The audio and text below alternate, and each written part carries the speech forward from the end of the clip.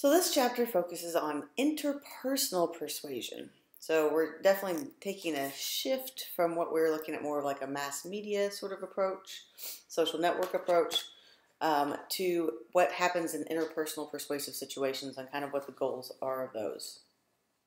So with interpersonal persuasion, that's focusing on a dyad, so a two-person unit of the persuader and the persuadee. Okay, it's going to center on changing behavior, not just attitudes. So we're really trying to get people to comply with the persuader's requests. So you're wanting them to do something, right? So you might be trying to get your parents to buy you a new car or let you study abroad or whatever it is, right? That's the sort of interpersonal persuasion that we're talking about.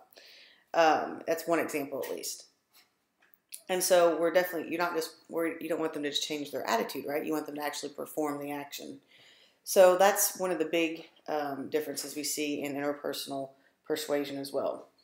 It also is going to explore, we're going to explore the techniques for the interpersonal rather than for political or social objectives.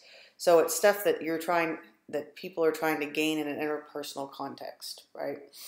How they might sell themselves to others, right? Trying to get jobs, those sorts of things. So it's not in the realm of necessarily like public health or social campaigns or something like that, societal campaigns. It's much more on the interpersonal level that we're trying to get people to do stuff. And so basically there are certain strategies that people use to gain compliance, okay? And there's different sort of stages that can serve as foundation for further changes in these sequential techniques that are used. So without further ado, we will get started into these different strategies that we can learn about to gain compliance from people in our interpersonal persuasive efforts.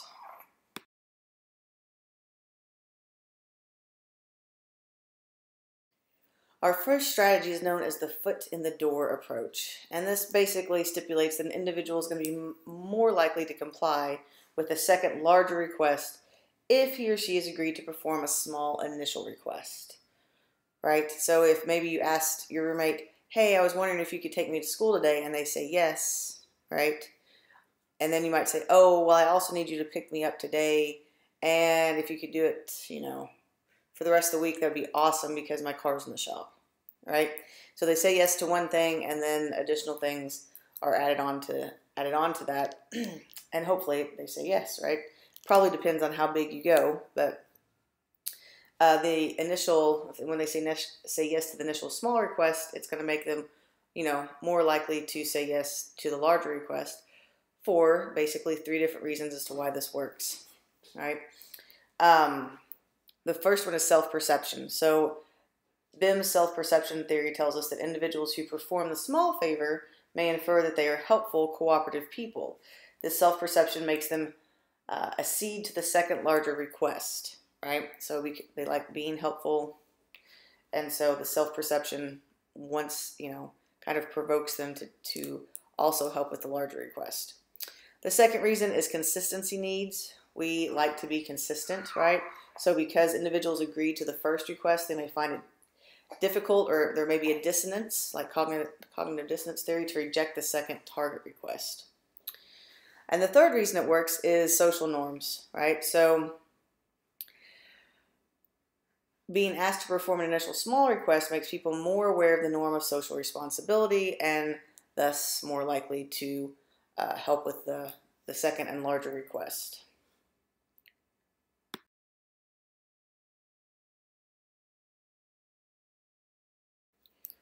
You might ask, does the foot in the door approach always work? And the answer is, of course, no, right? It does tend to be more successful when it's a pro-social issue, so donations to charity, because of the nature of the mechanisms like we talked about before, and when the second continuation basically is going to be, or the second request is a continuation of the first. So like if you ask your roommate for a ride to school and you need a ride home, right?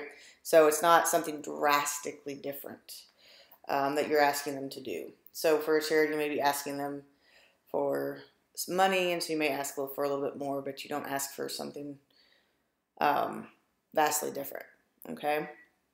So that's typically when it works. It's not likely to succeed if the same persuader asks, right, for a second favor immediately after the first request. So there is a bit of a timing is an important contextual feature of this. So you wouldn't want to ask and get a yes, and then immediately ask, oh, by the way, I need more, right? So timing is key with getting that bigger yes than the first yes, right? So you don't want to do them back to back.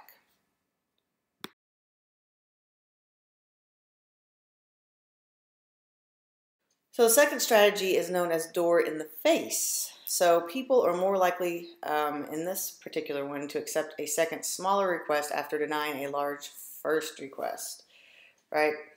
So the persuader is going to make that large request that is going to be almost certain to be denied. So if you're thinking about using this approach, it's something that you want to think about, okay, what is so big, right? But not completely outlandish, right? But big enough that they're going to say, no, I'm not going to do that. All right. Then after being turned down, the persuader returns with a smaller request that the target that really the persuader wanted them to do in the first place. So the smaller request is actually what they want them to have, what they want them to do. The bigger request is to get them to say no and then feel obligated to do the smaller request. So the example here: would you tutor kids for 15 hours a week? And they might say, no, I couldn't do that. Well, would you spend an afternoon with the kids? Oh, an afternoon, yes, that's much less than 15 hours, right? So that's an example of what it might look like. 4 reasons it works is guilt was number one here.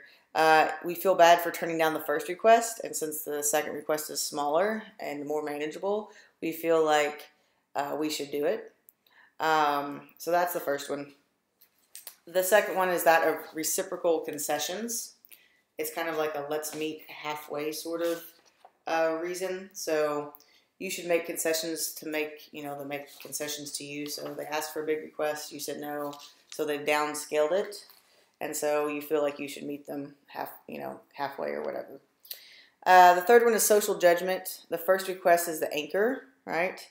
And it's extreme. The extreme first request is going to serve as that anchor against which the second is compared, making it seem less costly and severe. So they originally asked to do this big thing, but now they've been asked to do this small thing, and so it's not as big a deal, so they say yes. And then self-presentation. People are going to basically fear that the persuader will evaluate them negatively for turning down the first request, so they don't want to look bad for turning down both requests.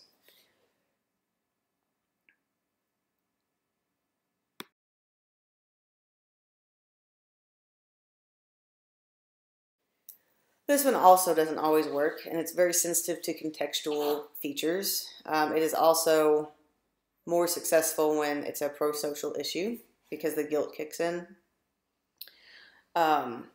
It's also best when the same individual makes both requests.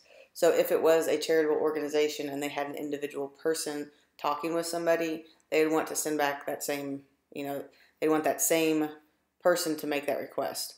And with this one, it's much better to have a short delay between the 2 requests, right? Because you don't want them to forget that they turned down the big thing, the big request. So here's the short request, right? So the timing is the opposite for the foot in the door approach. But that makes it, more effective because of the other 3 reasons as to why it works. Applications of both of these approaches are basically pro-social causes, or they're going to work great for those. They both, of course, can be used for unethical or morally acceptable purposes. So that's something that people have to be careful of, and evaluating the ethical nature of what it is that they're trying to do. And for people also that might be the persuadees, right, to be aware of, to make sure that they aren't being trying to be manipulated in an unethical, morally unacceptable way. So have you, right, experienced any of these approaches in your life, right? Kind of think about what that looks like. Has your roommate tried to do this already this week? Have you tried to do this already this week? Or your parents, right? If you went home this weekend, were you trying to get your parents to do anything? Or were they trying to get you to do something? Or something else. You could be observing it elsewhere as well. Charitable organizations, of course, are very good examples too. So just kind of think about that as to where you've seen these approaches before and how they kind of worked and what your experiences are with them.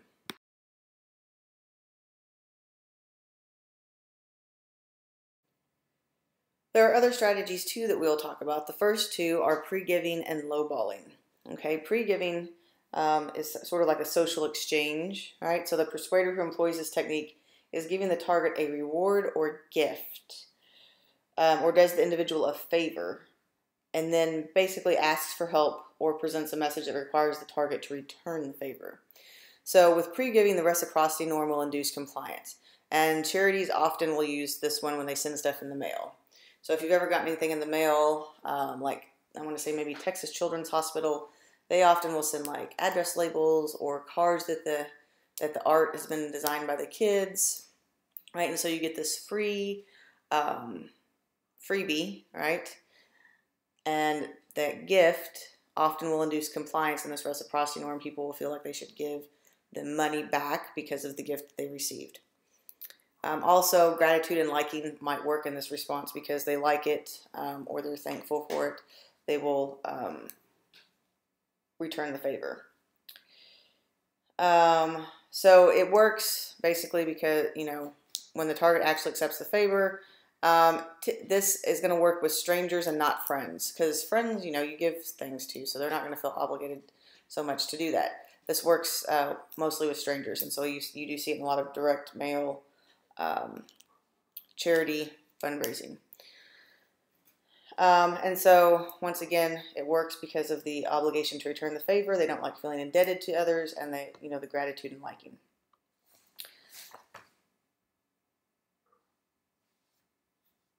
Lowballing is going to occur when a persuader induces someone to comply with a request and then ups the ante, right? So they're going to increase the cost of compliance once the individuals have committed themselves to a decision. Because once we've committed ourselves, we hate to change our minds, even when the cost has been raised significantly and even maybe unfairly. So with lowballing, the persuader offers that small request, but then, right, increases that cost of compliance. So it's going to cost them more, not necessarily monetarily, but in whatever way that they're looking at it, in order to actually perform the initial request, initial thing they said yes to. So they might have asked them to help with the read to kids after school, right? And you say yes, and then they say, oh, but I need you to do that for a month or something like, right? So it's going to cost them more time. There is typically guilt about backing out, which is what induces the compliance, because you've already said yes, you don't want to say no. And so the social obligation that we feel to comply with these polite requests keeps us doing, gets our compliance, basically.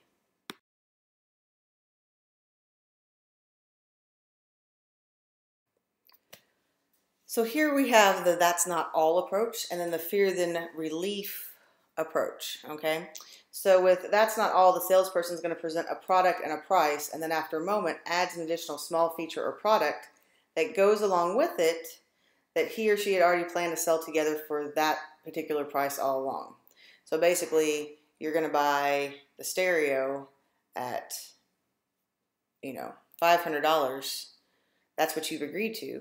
But, right, the salesperson then says, oh, and you get this, this, and this, right, for this price.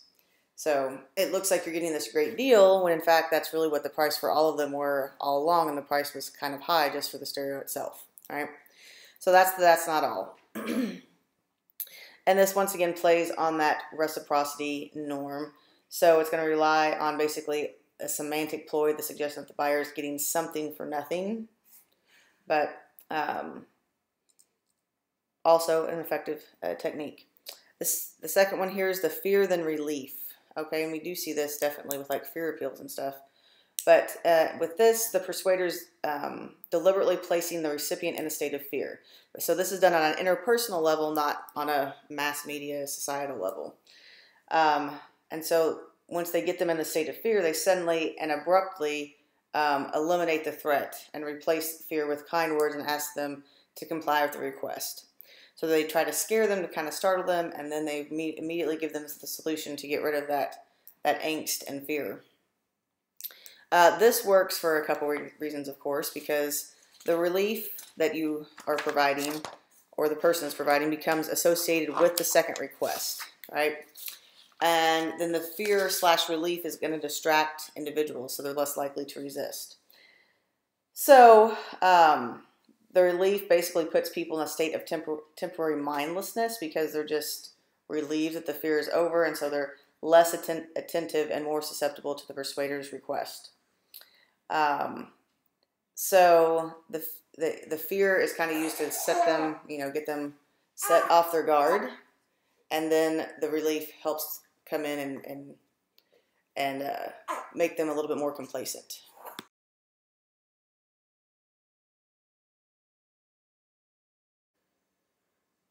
So the two on the slide are going to be the peak technique and the disrupt and then reframe technique. So with the peak technique, we are making the request in an unusual and atypical manner so that the target's interest is piqued. The refusal script is basically going to be disrupted, and the target is induced to think positively about compliance. Okay, so it works because it disrupts our normal routine. Okay, so it's something that we're not used to, and it kind of throws us off. And then it also engages and consumes the conscious mind, thereby diverting it from the resistance that typically follows a persuader's request. So because of that, right, it helps us to get the compliance we're looking for. The disrupt and then reframe is when we mildly disrupt the script of a persuasive request and then reframe the request or encourage the listener to understand the issue in a new way. Con artists have long known how to disrupt and reframe, and so it's a very common tactic that they've used because they can harness the technique to disarm and then exploit their vulnerable targets. So that's an example of unethical use, of course. But it works in part because of the subtle influence exerted by an alteration in the persuader's framework. So just reframing it in a different way causes them to look at it in a different way, and also is throwing them off guard a little bit. So it's basically using surprise to grab attention or interest, right? Kind of like those too good to be true infomercials and stuff that you see sometimes. So since the refusal script is disrupted, right, our compliance is likely to increase. So if we ask for 37 cents instead of a quarter, right? Nobody asks for 37 cents. You're always asking typically for some sort of round amount. So that is like kind of odd. And so if you really just want a quarter, no big deal. Or saying 300 pennies instead of $3, right? If somebody asked you for, let's say they really wanted $10 and they asked you for 10,000 pennies, you'd be like, what? And you're like, oh yeah, I need to borrow $10. You're like, yeah, okay, here you go, right? Because it threw you off guard. But so that's how the peak and the disrupt and reframe works, because this this disruption is a very powerful way to kind of throw people off guard and disrupt that natural script of saying no.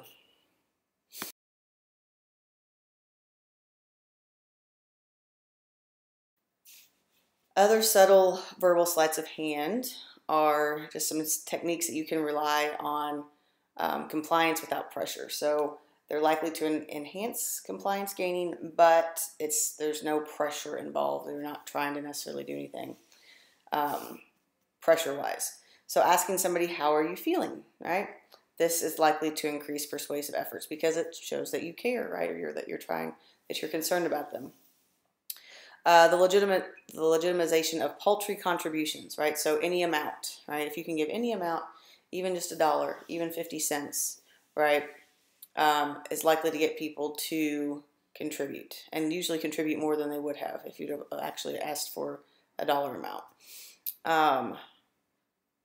And if you get lots of people, even if it's small donations of $1, right, is going to still add up to if they weren't actually donating anything at all. And then reminding individuals that they can refuse a request, right? So sometimes people don't want to comply because they feel trapped and they don't like that feeling of feeling trapped. And so if you always remind them that they can, no obligation, you can absolutely refuse, that they don't have to do it, then that oftentimes will push them to actually perform the action. And then also using the our manners and saying please is also very helpful. So please can just nudge people, right, that already kind of agree with the request, but to actually perform the action, right? Of course, it doesn't always work, but it definitely doesn't hurt. So those are some other subtle things that can be done to enhance compliance as well.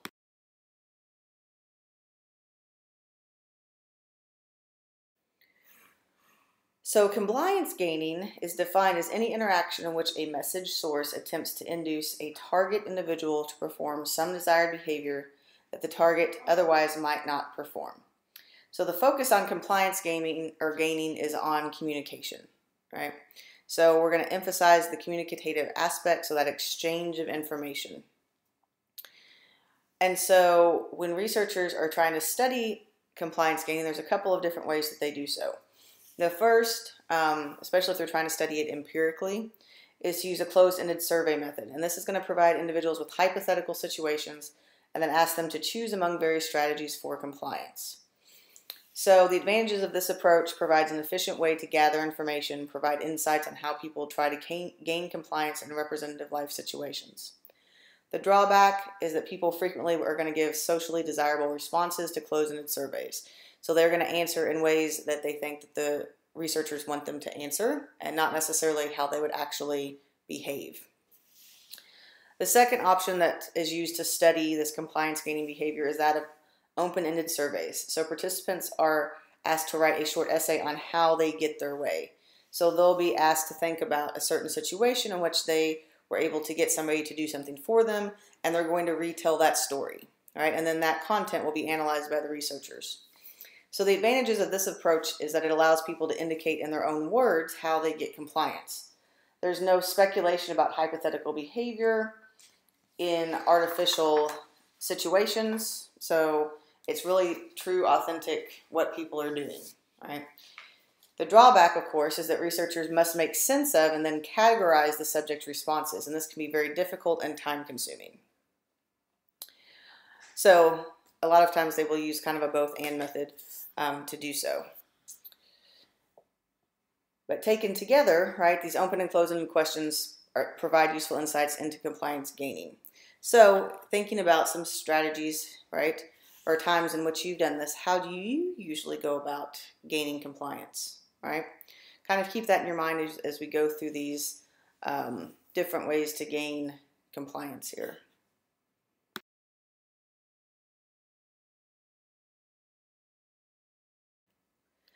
So there are various types of compliance gaining strategies. The first one here is direct versus indirect.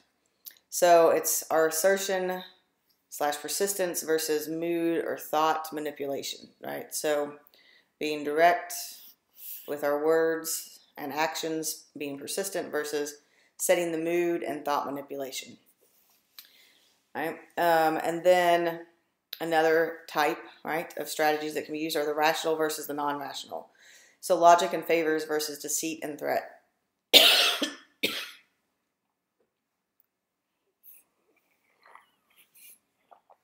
Additionally, the hard sell versus the soft sell.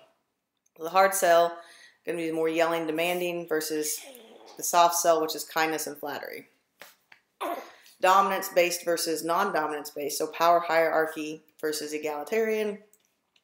And then finally, external versus internal. So rewards and punishment versus internal feelings and motivations. And so those are typically how they're categorized when we look at the different compliance gaining strategies that people use.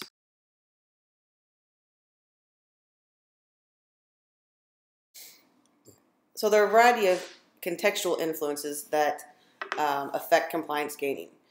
Primarily three that we talk about, but also a couple others. The first one being intimacy, right? So the nature of the relationship between the two parties. So with intimacy, individuals that are in a more committed relationship generally have less concern about the strength of the relational bonds. So they employ more spontaneous and emotionally toned strategies in their relational conflicts. However, with regard to social media, it kind of provides a little wrinkle there. Typically, people are freed of those ordinary inhibitions that operate in interpersonal situations. So some verbally aggressive individuals may use insulting language in an effort to influence or persuade in these electronic mediated ways, such as social media. This suggests an exception to the interpersonal rule that an individual shy away from emotionally toned compliance-gaining messages when they are dealing with strangers. The second one is that of dependency. So when people lack power, they are more likely to employ rational and indirect tactics. So, right, if you're dependent on another, you're typically much more careful. You're not going to be as direct. You're not going to be using the rational aspect. They're going to use more rational reasons and not emotional reasons. So that's the second one. So dependency. And then the third one is rights. So if people do not feel they have the moral right to make a request, they will often use softer tactics, right? So depending on who basically owns the rights to change the tactics depends on what sort of tactics they will actually use in those situations. Additionally, culture and personality is going to influence it as well.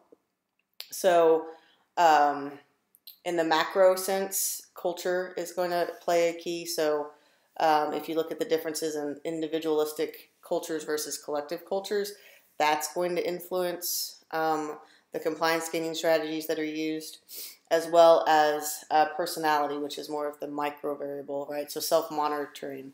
People that are high self-monitors, they really care what other people think, and that influences their choices, versus low self-monitors. Or that's definitely going to influence the type of strategies that they use when trying to get compliance from other people.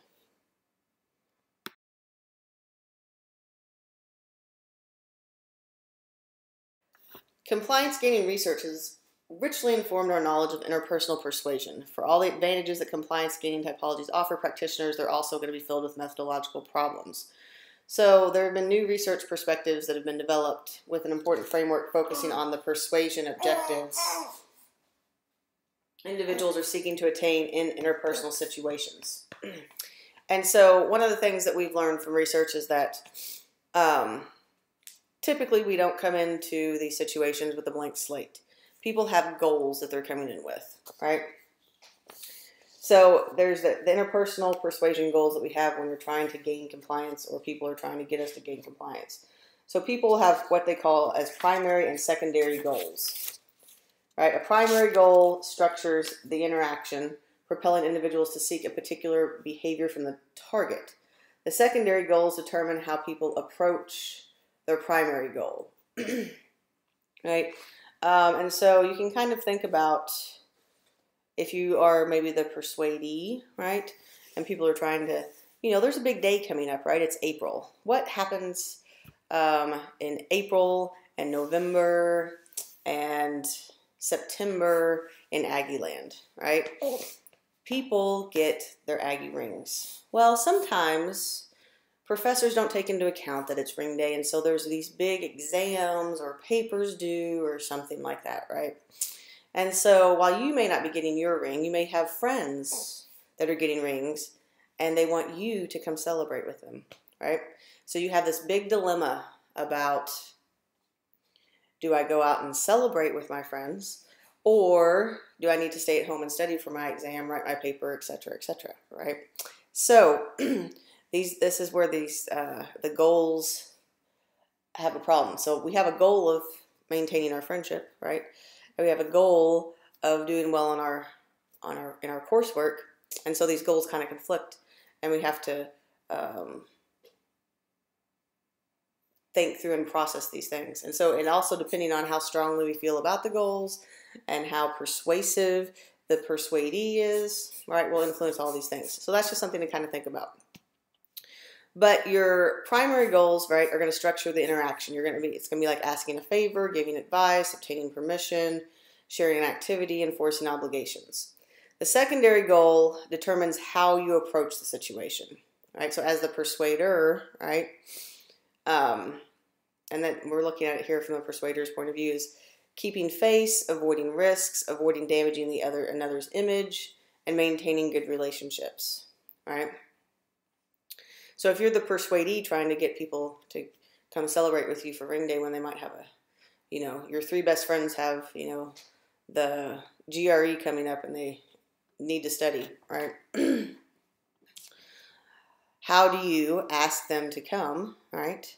And then what is your secondary goal, right? A lot of times if they're really good friends, maintaining a good relationship is going to be important. So you may not get your primary goal achieved if your secondary goal is more important of maintaining a good relationship, all right? And kind of the same way with the other person with their primary and secondary goals as well when responding to it.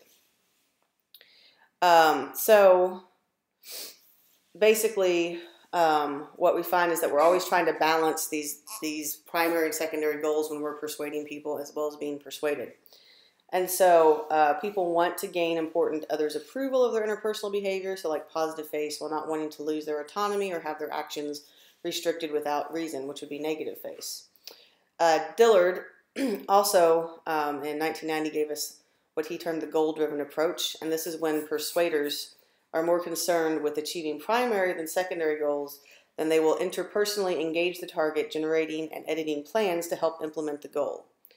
When the primary and secondary goals are equally important, persuaders will choose an influence strategy that takes into account their concerns about not thwarting secondary goals. So, right, once again, depends on which goal they're primarily concerned about, or if they're on equal footing.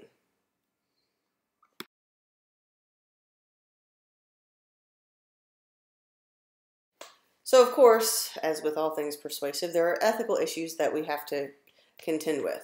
Okay, because persuasion commonly involves some shading of the truth, right? A tinting that is rationalized by persuaders and often lamented by the message receivers.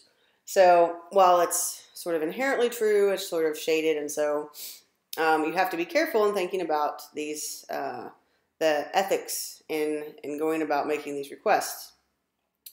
Because, some people will just flat out lie. So research shows that lying is a remarkably common event in everyday life. And so, evidently people lie whether they're very tiny lies or very large lies, lots of times in everyday life. Another survey obtained more optimistic results, finding that most people subjectively report relatively little lying and that only a small minority of individuals with psychopathic predispositions lie frequently. So, bonus, right? But lying can be a big ethical issue. They may be lying about what they're going to use the money with or what it's actually about when they're making the request. Or they may be lying about why they don't want to do it, right? The lying can occur on both sides. But the persuasion, right, is going to basically from that sequential influence of tactics to compliance gaming is going to be fraught with lies, right? So utilitarians argue that a lie must be evaluated in terms of its consequences. So it's basically we're looking at how we're going to use these lies. Deontological thinkers tend to disapprove of lies in principle because they distort truth, right? And so it kind of depends on your approach to persuasion as to which route you might go. And then related approaches emphasize that what matters is the motivation of the liar. A lie told for a good, virtuous end may be permissible under some circumstances. Social discourse will contain much truth, shading of truth, and lies, which we all know from everything that goes on in the world today.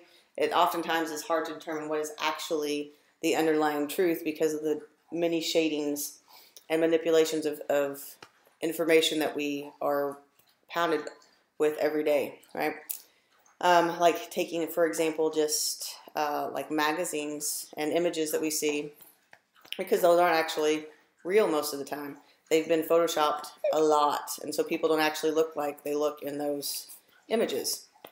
So that's just one example of the underlying truth, but things being shaded.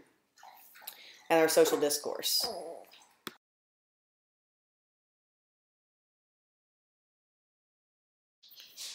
So this is just sort of an application of it to kind of get you to think about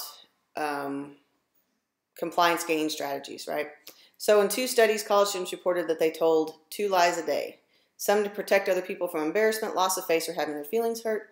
Other lies told to make the liars appear better than they were, to protect them from looking bad or to protect their privacy.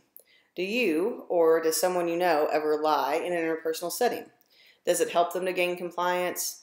When does it feel ethically thorny and when not? Right? So just kind of sit there and kind of reflect and think about that with regards to compliance gaining behaviors that you or people that you know use and the influence of lying on those.